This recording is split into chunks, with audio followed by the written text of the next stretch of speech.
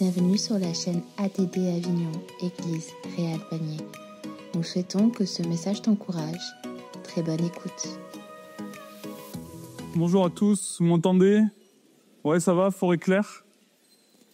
Ravi de vous retrouver à nouveau pour donc j'ai la joie de pouvoir venir partager dans votre église en tout cas 3 week-ends intenses de formation avec toute une équipe où on vient visiter des sujets importants qui sont liés à nos vies, qui sont liés à nos cœurs, qui sont liés à nos familles, qui sont liés à des problématiques qu'on peut rencontrer aussi dans les églises.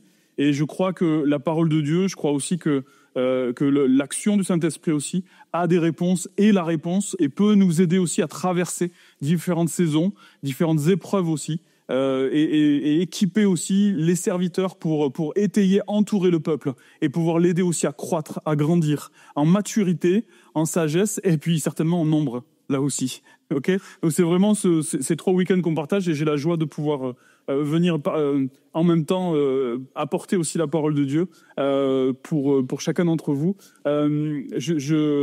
J'ai réalisé là tout à l'heure que la dernière fois je me suis pas vraiment présenté. Je suis allé un peu vite et des fois je vais vite. Oui, et puis en fait je prêche devant vous mais vous savez pas vraiment qui je suis. Donc ça, vous savez que je m'appelle Samuel. Vous savez que j'ai des fonctions pastorales à l'église Momentum à Bordeaux. Et ce que vous ne savez pas, c'est que je suis, peut-être j'ai dû vous le dire rapidement, je suis marié depuis 25 ans avec Karine et avec ma femme depuis quelques années. On a la joie de pouvoir servir tous les deux dans l'église. Elle s'occupe, elle est responsable de la comptabilité, de tout le pôle administratif, on va dire, de Momentum. Et puis moi, je m'occupe spécifiquement du pôle relations d'aide et des soins pastoraux dans l'église, avec une équipe. Je le fais pas tout seul. C'est à peu près 60 rendez-vous par mois que l'on fait avec l'équipe. Et on propose aussi des séminaires, des temps aussi en collectif autour de différentes thématiques. On a eu la joie de venir partager avec vous un séminaire l'an dernier sur les émotions et la maturité spirituelle. Et puis on en a un autre aussi que l'on fait une fois par an aussi sur la question des abus sexuels, des abus relationnels et aussi des abus spirituels. Parce qu'on s'est rendu compte qu'un rendez-vous sur 2 que l'on a à l'église concerne des situations d'abus. Waouh! Et malheureusement, nos églises, et vu les statistiques aussi au niveau national et international, sont concernées par ces sujets-là. Et on croit que l'église peut être un endroit où il est possible d'en parler. Et il est possible aussi de trouver un chemin de guérison et de liberté. Amen? Et je sais qu'aujourd'hui, c'est la fête des mères. Et j'ai bien aimé comment Cassandra a amené ça pour toutes les femmes qui ont un cœur de maman. Et pour toutes celles qui n'ont pas pu avoir d'enfants, j'ai envie de vous dire aussi que vous avez en lui aussi la possibilité de faire vivre votre cœur de maman. Et l'église est un endroit où c'est possible. Vous pouvez transmettre, vous pouvez aimer, vous pouvez aussi donner aussi dans cet endroit-là, aux générations. Okay, et vous avez aussi votre place, même si vous n'avez pas eu la joie de pouvoir enfanter. J'avais une image à vous partager en pensant à la fête des mères. C'est cette image, si tu veux bien la passer. Vous voyez, c'est une image sous IRM, qui a été faite sous IRM. Ce que vous ne savez pas, ce que je ne vous ai pas dit, c'est que dans mon parcours, je suis venu au ministère un peu plus, de manière un peu plus importante en termes de temps consacré que depuis quelques années. Mais je travaille dans le domaine social depuis plus de 25 ans.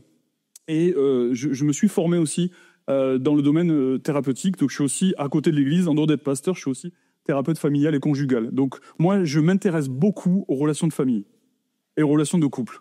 Et la Bible est un livre de relations. Et plus j'ai avancé dans mes études, plus je relisais la parole de Dieu avec une lecture relationnelle qui faisait mais Dieu avait tout prévu. Mais là, les gars, les scientifiques, les pédopsies, les neurologues, les machins, mais ils n'ont rien inventé, les gars. Tout est dans la Bible. Tout est dans la parole de Dieu. C'est incroyable quand on peut regarder la vraie science qui vient appuyer la parole de Dieu. Ok ? Et je voulais vous montrer cette image parce que c'est une maman avec son bébé. Et ce lien maman-enfant, ça donne quoi ? Tu sais, ce bisou-là, ce geste du quotidien tout simple, ça donne quoi ? En fait, ça vient libérer dans le cerveau de l'enfant et de la maman des zones qui viennent s'activer et qui libèrent, vous savez, certaines hormones. Et c'est l'ocytocine, la dopamine, la vasopressine, et ce sont des hormones qui permettent quoi au bébé ? D'être heureux, de se sentir bien, de se sentir attaché, se sentir lié à sa maman, ok, de se sentir aussi en sécurité. Waouh, ça donne de la sécurité, ok.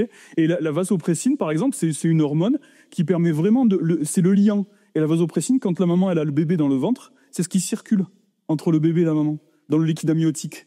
Vous voyez, c'est ça qui circule et ça permet de se sentir attaché.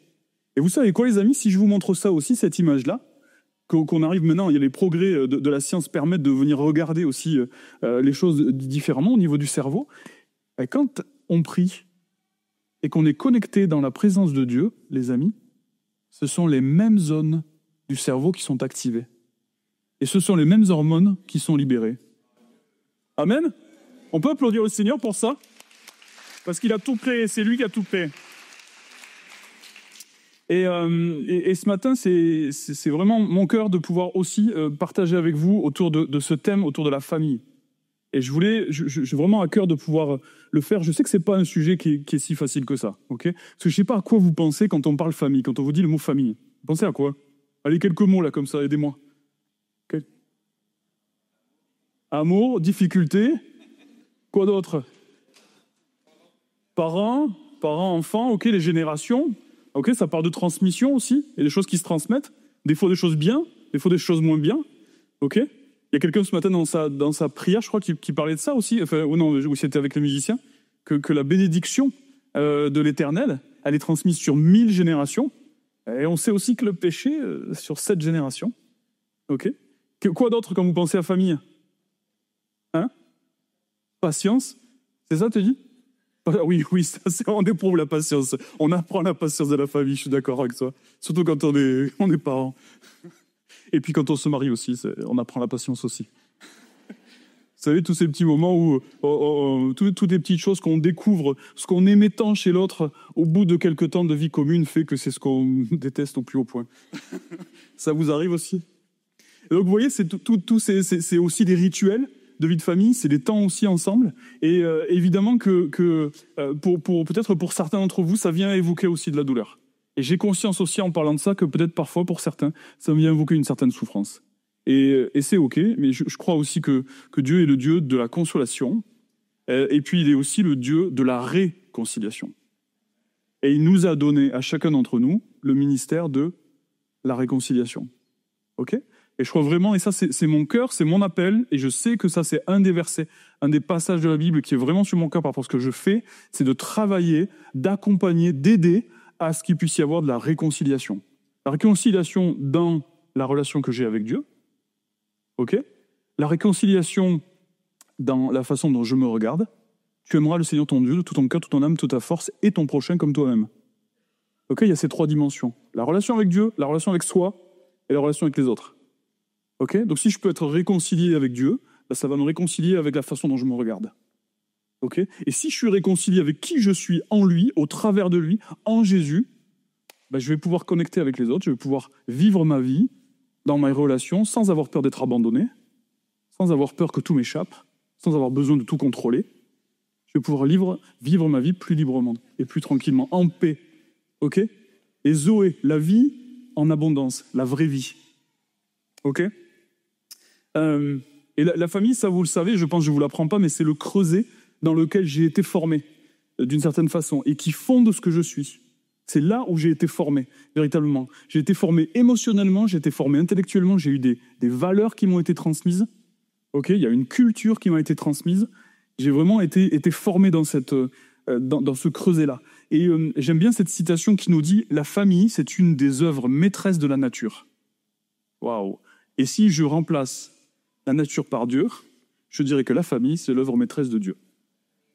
Amen. Dieu a créé comme il est. Vous vous rappelez de ce verset ? Créons l'homme à notre image. Il n'a pas dit à mon image, il a dit à notre image. Okay ? Donc il a créé des communautés. Il a créé la famille, il a créé le couple, il a créé la famille, et il a créé l'Église. Amen. Parce que pourquoi ? Pas pour se faire plaisir lui, parce que nous en avons besoin. Pour répondre à nos besoins d'appartenance, de sécurité, à nos besoins aussi des fois de se frotter les uns avec les autres, pour pouvoir être édifiés, être aussi construits, etc. Et c'est dans la famille aussi qu'on vit ça. Moi, vous savez, j'ai un nom de famille, Sportiello, qui est d'origine italienne. Ça, vous avez compris ça, ok?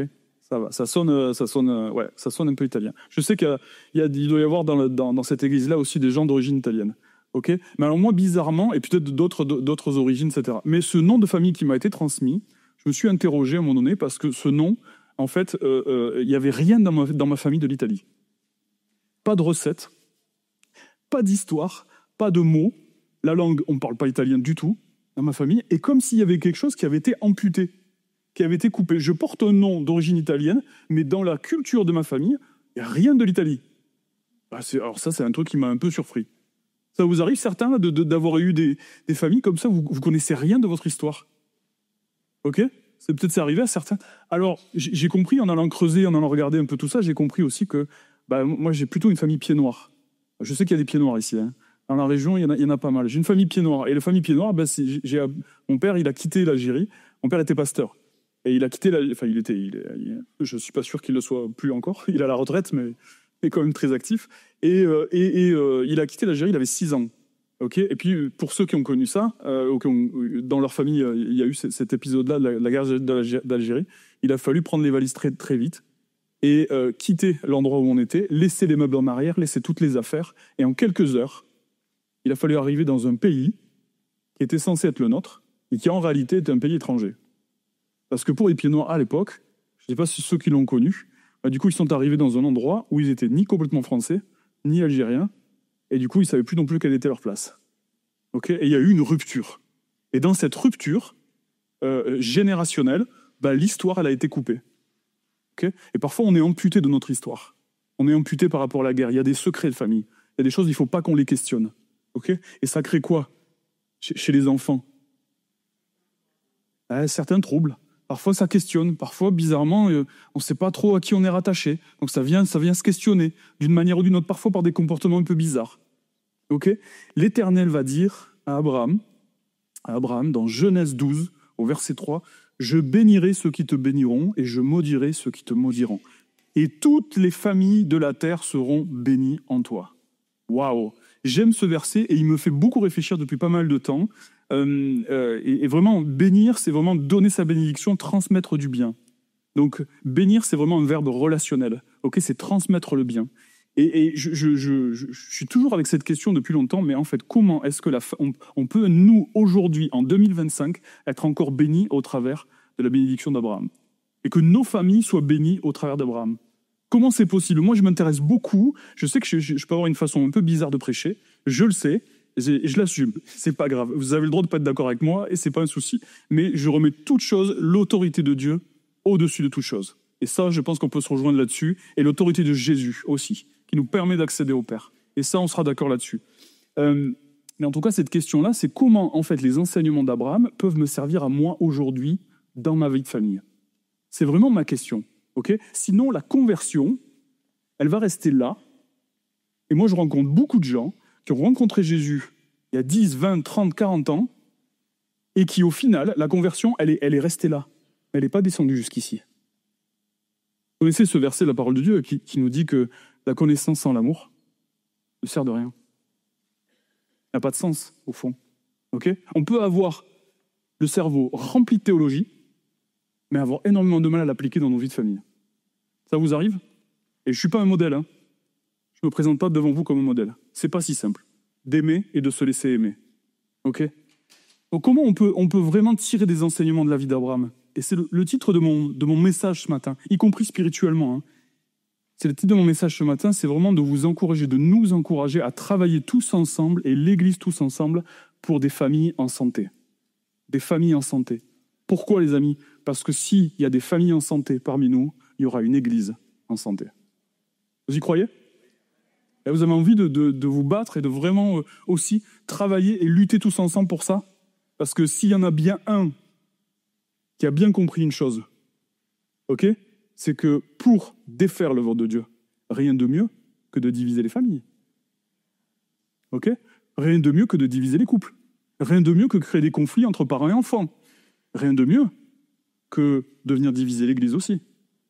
Okay, et ça, je pense qu'il faut qu'on soit conscient aussi que l'ennemi est comme un lion rugissant qui rôde et qui va s'attaquer à l'œuvre de Dieu, et notamment aux familles. Et je pense que vous en avez tous conscience ici. Alors, je crois qu'on ne peut pas regarder dans la parole de Dieu les enseignements autour de la vie de famille uniquement en prenant quelques versets comme ça sortis de leur contexte. Genre, si on prend les versets de Paul et les enseignements de Paul aux Éphésiens, okay, où il va parler, souvent, vous savez, dans Éphésiens 5 et 6, il va parler des rapports de pouvoir et des rapports de soumission entre l'homme et la femme, entre les enfants et les parents, entre les esclaves et les maîtres. Vous vous rappelez de ces versets-là? Okay, si je prends ça que comme ça, je vais me servir de ces versets qui sont liés à un contexte particulier, à un endroit particulier, ok, et je vais en faire un prétexte pour faire dire à la parole de Dieu ce que j'ai envie de dire, mais que j'ose pas dire. Moi, j'avais quelqu'un avec qui je me suis un peu battu gentiment, on a débattu en tout cas, et j'ai vraiment essayé de l'encourager aussi, qui disait, dans sa famille, je suis le pasteur de ma famille. Ah, il y avait comme ça. Okay. Donc c'était lui qui devait enseigner sa famille. Ah, j'ai dit non. Dans ta famille, t'es un père. Et t'es un mari. Qu'après, tu prennes le temps avec tes enfants de partager, d'enseigner, etc. C'est OK. Mais ça va dépendre de la qualité de la relation que tu as avec eux. Moi, quand j'étais agacé contre mon papa et qu'il voulait faire des cultes de famille, j'avais juste une envie.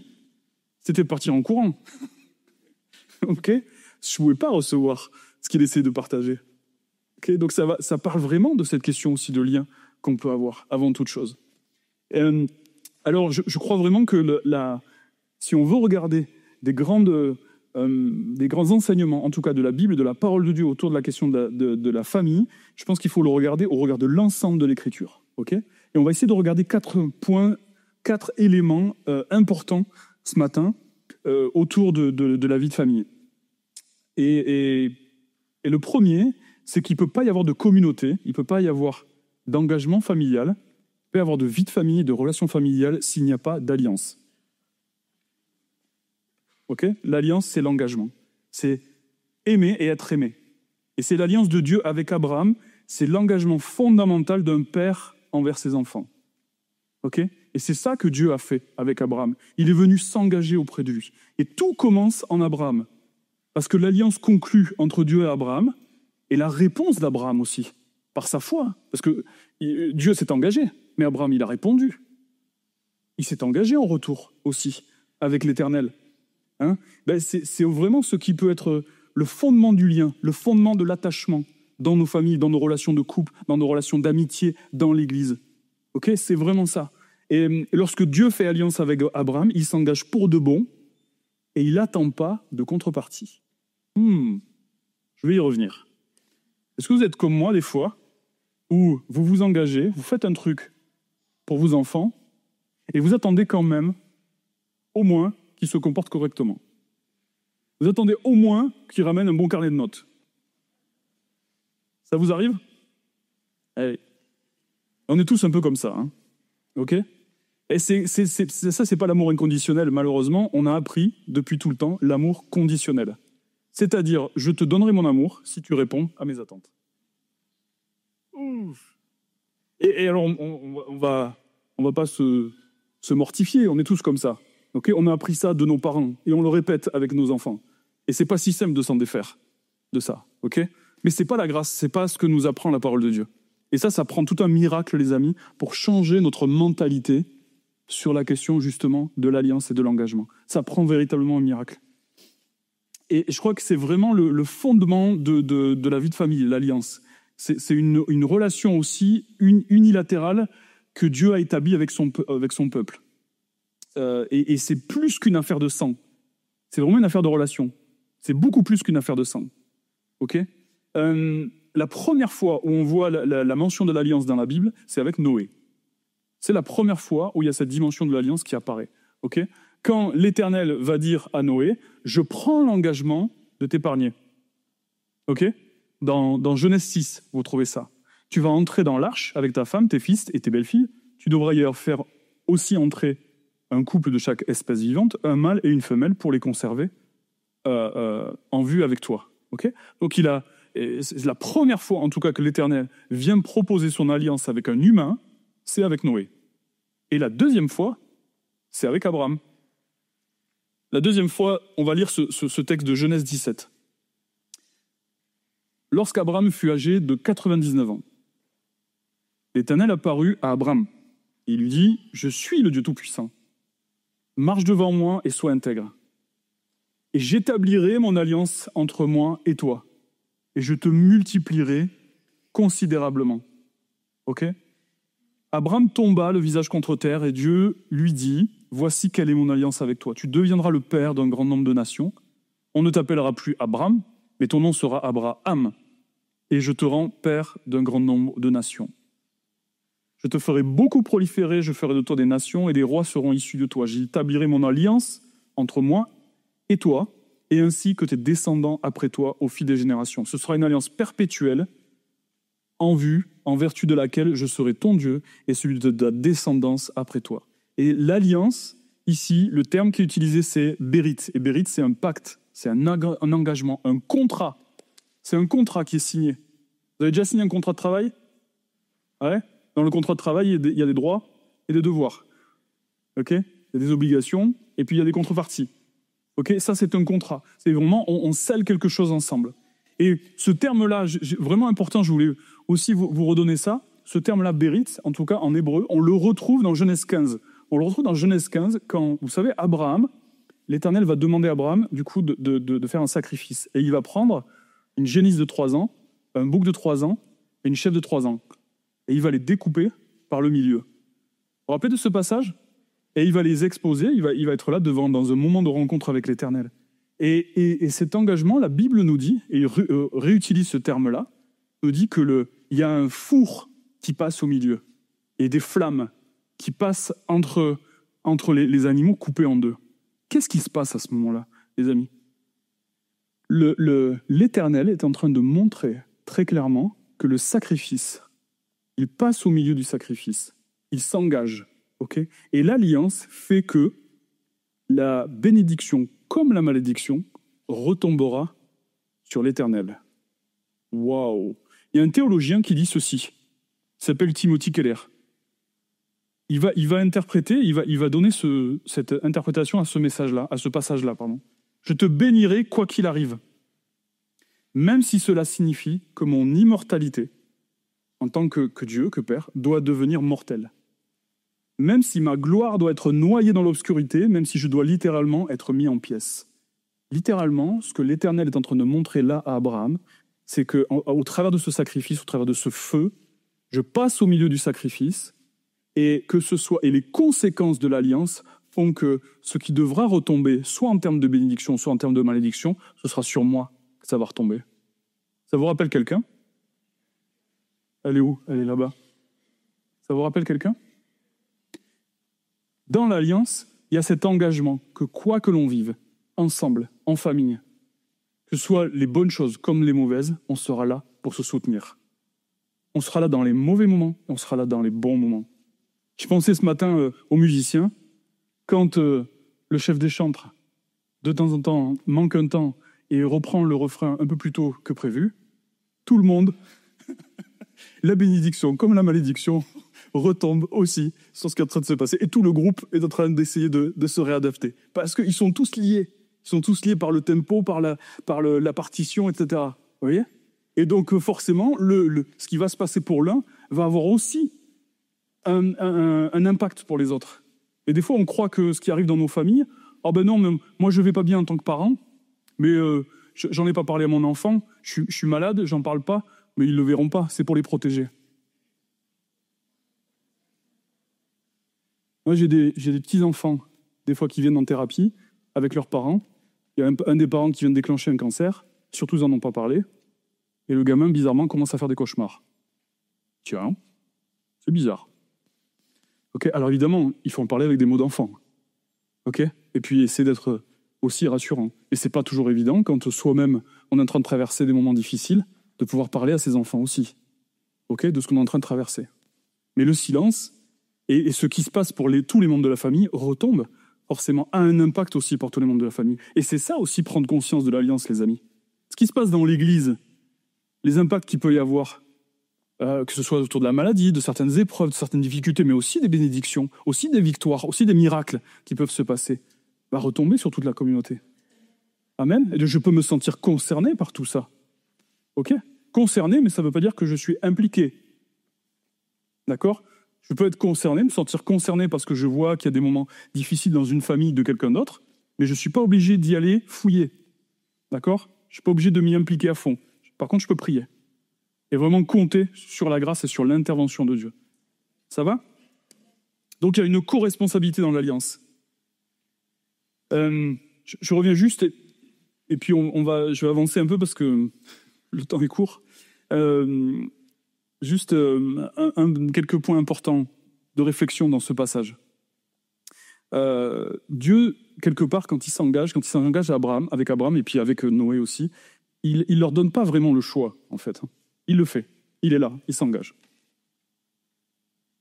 Moi, quand je me suis engagé avec ma femme, j'ai mis du temps, j'ai hésité, j'ai eu peur, etc. Est-ce que je me trompe, est-ce que je ne me trompe pas, etc., etc. Puis à un moment donné, on y va. Allez, je m'engage. Et elle avait besoin de me sentir là. Elle me l'a dit après. Ok ?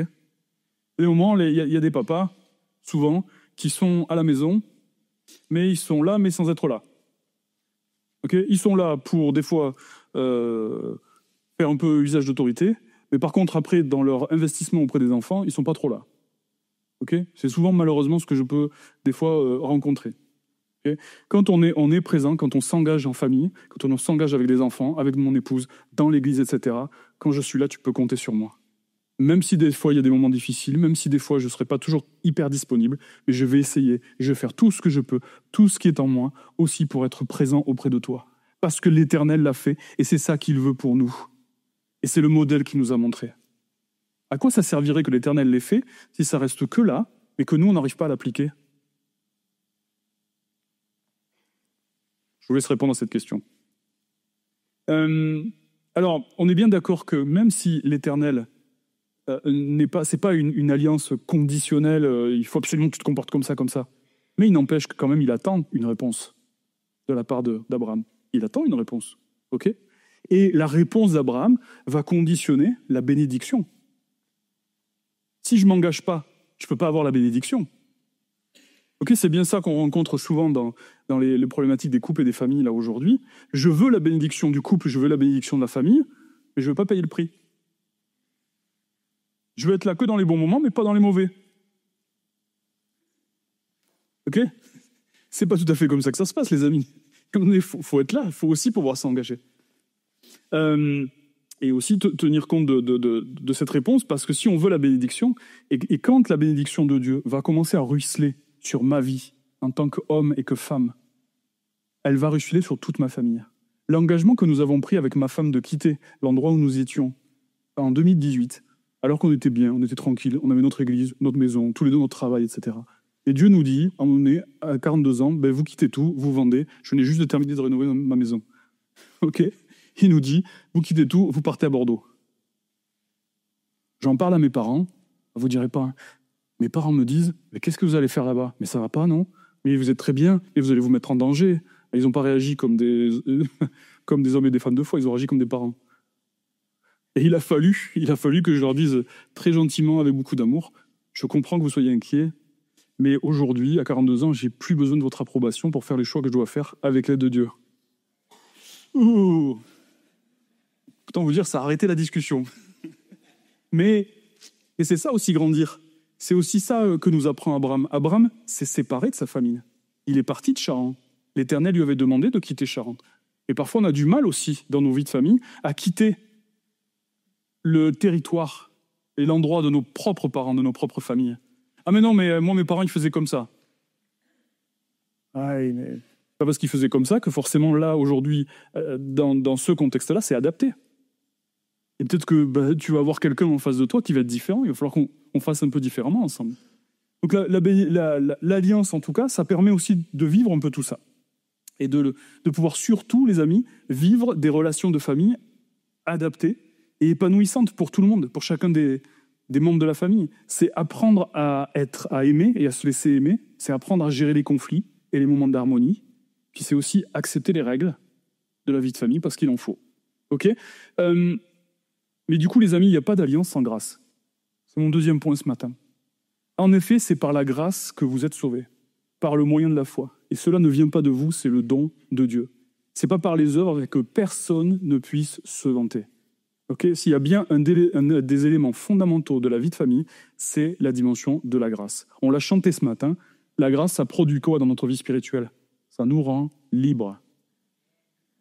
Donc il ne peut pas y avoir de liberté dans la vie de famille si je suis sous un carcan et je suis sous la loi et on fait vivre uniquement des règles et uniquement du légalisme dans la famille. Il faut aussi qu'il puisse y avoir de la grâce. Okay, il y a Tite 3 aussi qui nous dit « Cet esprit, il l'a répandu », donc ça c'est vraiment l'Esprit de Dieu, il l'a répandu avec abondance sur nous par Jésus, notre Sauveur, et il l'a fait pour que, déclarés justes par sa grâce, nous devenions les héritiers de la vie éternelle qui constitue notre espérance. Si on veut transmettre, si on veut qu'il y ait un héritage spirituel, qu'il y ait un héritage familial, culturel, etc., il faut que la grâce puisse circuler. Ok ? Et la grâce, c'est un don. C'est quelque chose qui se donne sans forcément que ce soit mérité. C'est difficile, ça, hein, de le vivre dans nos relations de famille. Moi, je ne sais pas si j'y arrive toujours, et je prie vraiment pour que ce soit possible.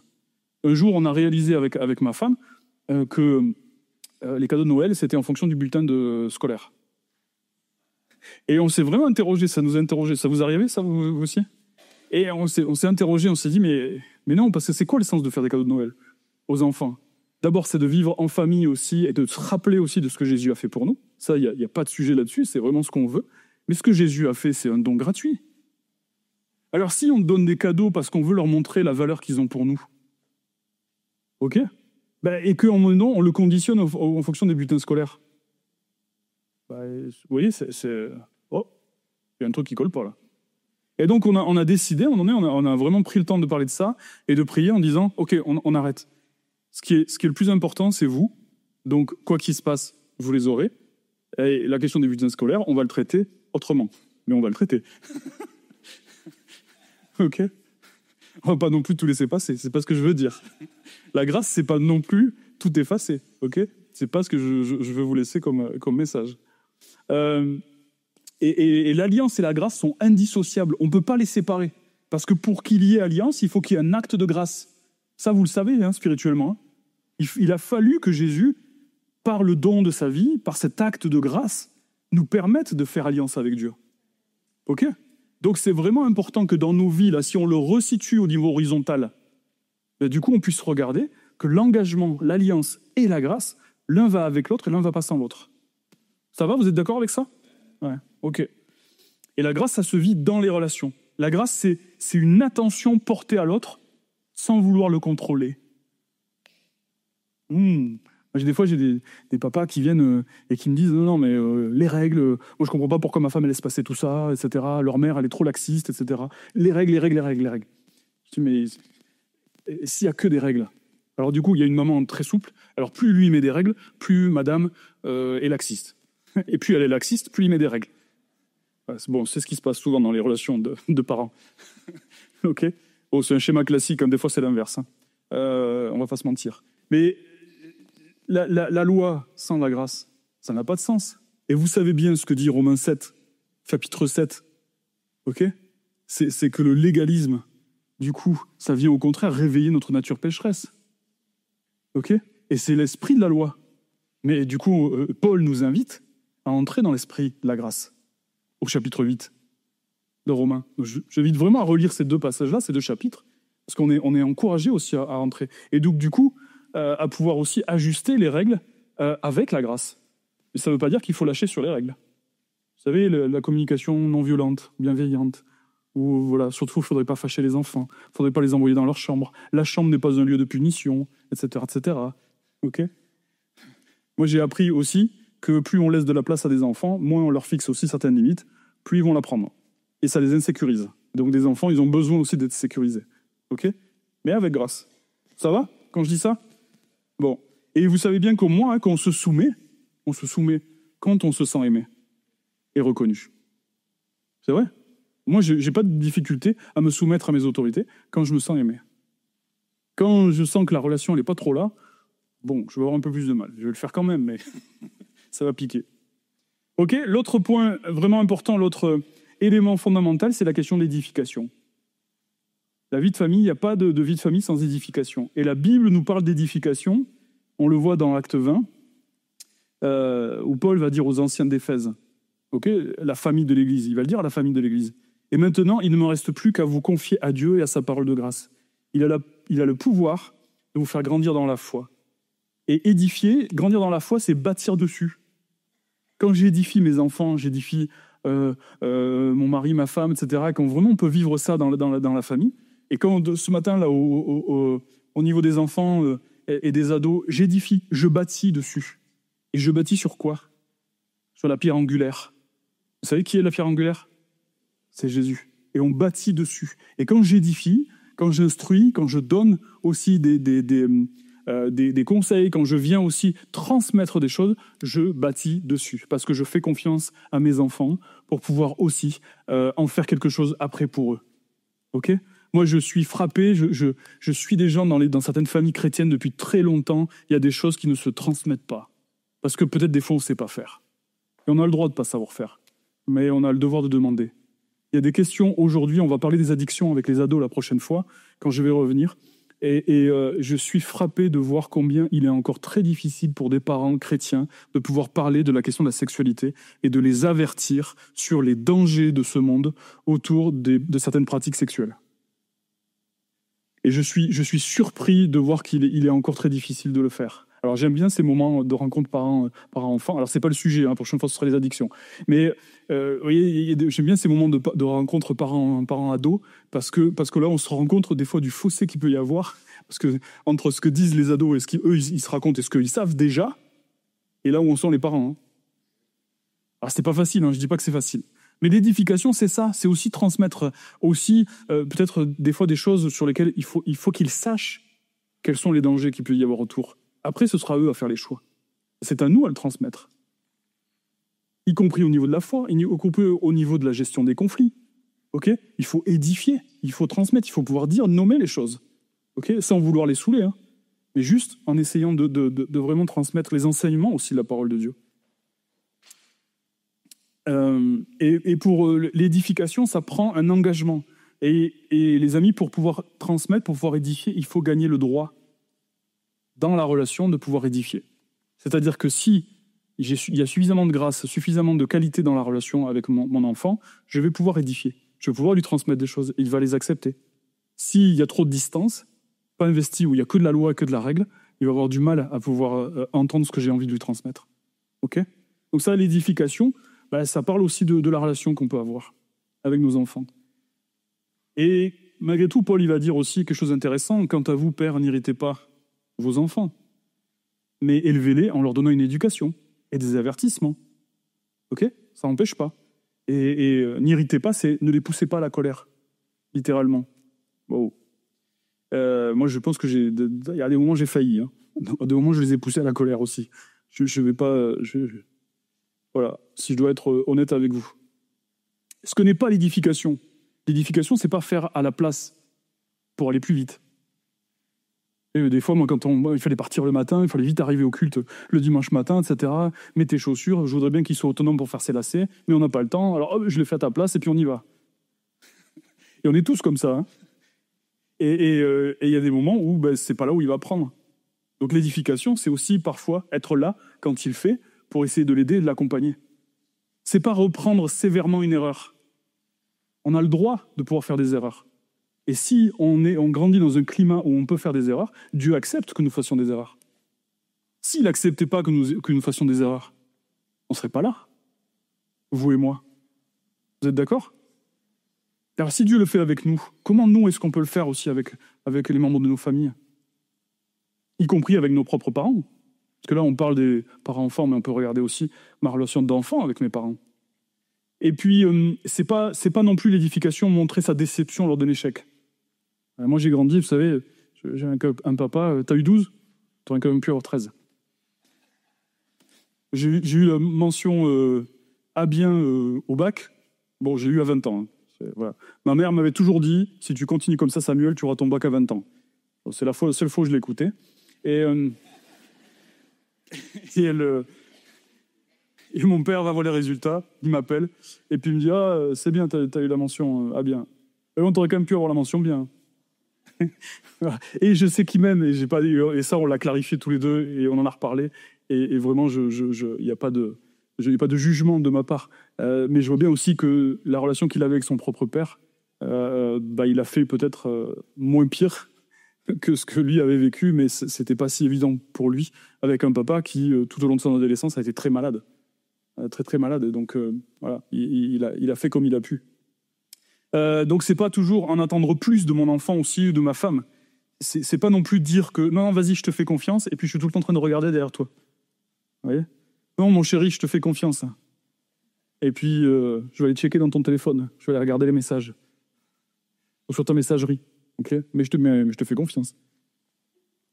Bon, toute référence avec des situations connues ne serait que purement fortuite. On est d'accord. Ok, puis le dernier point que je voulais aborder avec vous, c'est la question de l'intimité. Je vais inviter les musiciens à revenir. L'intimité, il n'y a pas de vie de famille sans communication. L'intimité dans la Bible, c'est vraiment la dimension de se laisser connaître et d'être connu. Se laisser connaître, ok, et puis connaître les autres. Et ça, c'est l'intimité, c'est la communication. Pourquoi, les amis ? Qu'est-ce qui se passe dans la Genèse ? Dernier verset du chapitre 2. Adam et Ève étaient dans le jardin, étaient nus, et ils n'en avaient point honte. Donc on a une situation à ce moment-là où Adam et Ève sont en communion l'un avec l'autre, ils sont nus physiquement, mais ils ne sont pas que nus physiquement, ils sont nus aussi dans leurs émotions, dans leur intellect, dans tout ce qui est leur pensée. Ils sont nus l'un vis-à-vis de l'autre, ils n'ont pas besoin de beaucoup se parler, ils se comprennent, ils savent. Et ils sont en communion aussi avec l'Éternel. Ok ? Donc ça, c'est l'état initial dans le jardin. Dernier verset du chapitre 2. Chapitre 3. On bascule. Qu'est-ce qui se passe ? Introduction du serpent. Ok ? Introduction du serpent. Et là où ils ont failli, c'est qu'ils ont failli à l'ordre de l'Éternel qui leur demandait de garder, de veiller. Et ils n'ont pas suffisamment veillé. Tous les deux avaient reçu cet ordre-là. Pas que l'homme. On pense qu'il n'y a que l'homme. Non, tous les deux. Et du coup, ils n'ont pas veillé. Et la chute arrive juste après. Et la chute, ça produit quoi ? Ça produit quoi, d'après vous ? Une rupture ? Une coupure ? Coupure dans la relation avec Dieu, coupure dans la relation avec ma femme, avec mon mari, coupure dans la relation avec mes enfants. Donc ça prend de communiquer, ça prend à nouveau de pouvoir aussi remettre du lien et essayer de pouvoir partager nos émotions, ce qu'on vit, etc. Mais comme il y a de la honte, vous voyez, Adam et Ève, après ça, ils ont connu la honte et ils se sont cachés avec des feuilles de figuier.